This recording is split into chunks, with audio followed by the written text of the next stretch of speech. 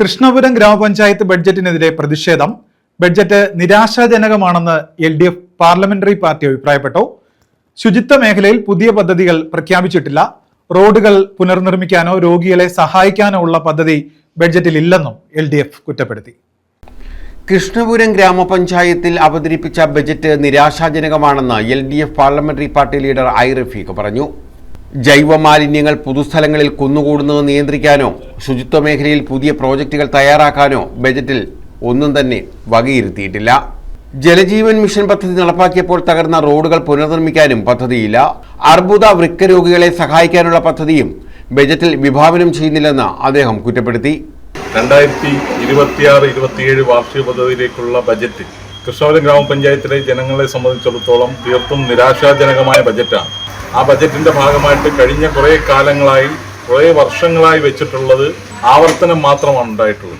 ആ ബജറ്റിന്റെ പുസ്തകത്തിൽ പണം പൂക്കുക എന്നുള്ളത് മാത്രമാണ് നടന്നിട്ടുള്ളത്. അതിനു അപ്പുറത്തേക്ക് ക്രിയാത്മകമായിട്ടുള്ള പുതിയ കാലഘട്ടത്തിനനുസൃതമായിട്ടുള്ള യാതൊരു പദ്ധതികളും വിഭാവനം ചെയ്യുന്നില്ല.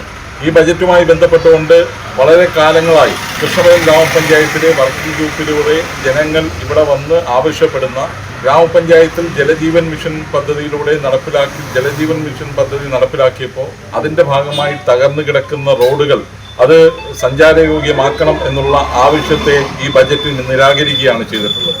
ഈ പ്രദേശത്തുള്ള നിരവധിയാർന്ന നമ്മുടെ പൊതു സ്ഥലങ്ങളുണ്ട്, പൊതു റോഡുകളൊക്കെ ഉണ്ട്.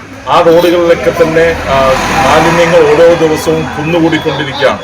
ആ മാലിന്യങ്ങൾക്ക് തന്നെ അവിടെ ഇടാതിരിക്കാനുള്ള ശുചിത്വത്തിൻ്റെതായിട്ടുള്ള നവകേരള ശുചിത്വ പദ്ധതിയുടെ തുടർച്ചയെന്നോണമുള്ള യാതൊരു വിധമായിട്ടുള്ള പദ്ധതികളും ഈ ബജറ്റിൽ ഉൾക്കൊള്ളിക്കുന്നില്ല. ഇവിടെ സംരംഭങ്ങൾക്ക് വേണ്ടി നമുക്ക് സഹായം പഞ്ചായത്തിന് നൽകാവുന്നതാണ്. എന്നാൽ സംരംഭങ്ങൾക്ക് വേണ്ടിയിട്ടുള്ള യാതൊരു പ്രോജക്റ്റുകളും ഈ ഗ്രാമപഞ്ചായത്തുമായി ബന്ധപ്പെട്ടുകൊണ്ട് വെച്ചിട്ടില്ല. സംരംഭങ്ങൾക്കുള്ള സഹായ പദ്ധതിയും ബജറ്റിലില്ല.